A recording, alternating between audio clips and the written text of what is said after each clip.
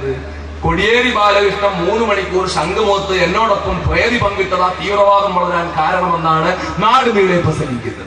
വിനയപൂർവ്വം ഞാനൊന്ന് ചോദിക്കട്ടെ, ഈ കോടിയേരി ബാലകൃഷ്ണനായാലും പ്രേമചന്ദ്രനായാലും MA ബേബി ആയാലും ഇവരൊക്കെ എന്നെ അടുത്ത് വന്നതും എന്നോട് വേദി പങ്കിട്ടതും എന്റെ കൂടെ ഇരുന്നതും ഒക്കെ ഞാൻ എന്റെ മേൽ ചുമത്തപ്പെട്ട കുറ്റം 100% കുറ്റവിമുക്തരാക്കി നീണ്ട 9.5 വർഷക്കാലം കാരാഗ്രഹത്തിൽ കിടന്ന് അതികഠിനമായ പീഡനങ്ങളും വേദനകളും സഹിച്ച് അവിടുന്ന് കഠിനമായ മനുഷ്യാവകാശ ലംഘനങ്ങൾക്ക് വിധേയമായി അതിനുശേഷം കോടതി എനിക്കെതിരെ ഉന്നയിക്കപ്പെട്ട ഒരു ചെറിയ കുറ്റം പോലും ചാർജ് പോലും അംഗീകരിക്കാൻ പറ്റുന്നതല്ല എന്ന് പറഞ്ഞുകൊണ്ട് എന്നെ പൂർണ്ണമായും കുറ്റവിമുക്തനാക്കി ഞാൻ പൂർണ്ണമായും കുറ്റവിമുക്തനായി എന്റെ സംസ്ഥാനത്ത് വന്ന് തിരുവനന്തപുരത്ത് ആ മന്ത്രിമാരിരിക്കുന്നതിന്റെ തൊട്ടടുത്ത് ശംഖുമുഖത്ത് എത്തിയപ്പോഴാ ഇടതുപക്ഷ ജനാധിപത്യ മുന്നണിയുടെ മന്ത്രിമാർ എന്നെ സ്വീകരിക്കാൻ എത്തിയത്.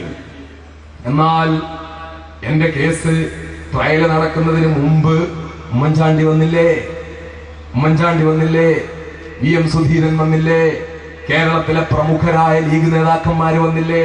പേര് മാറ്റിയിട്ടല്ലേ കേരളത്തിലെ മുസ്ലിം ലീഗിന്റെ ഒരു MLA കോയമ്പത്തൂര് വന്നത്? തെളിവെന്റെ അടുത്തുണ്ട്. പേര് മാറ്റിയിട്ടാണ് MLA എന്ന് പറയാതെയാണ് മുസ്ലിം ലീഗിന്റെ ഒരാൾ കോയമ്പത്തൂര് വന്നത്. ഇങ്ങനെ എത്ര ആളുകൾ കോയമ്പത്തൂര് വന്നു? എന്തിനാ?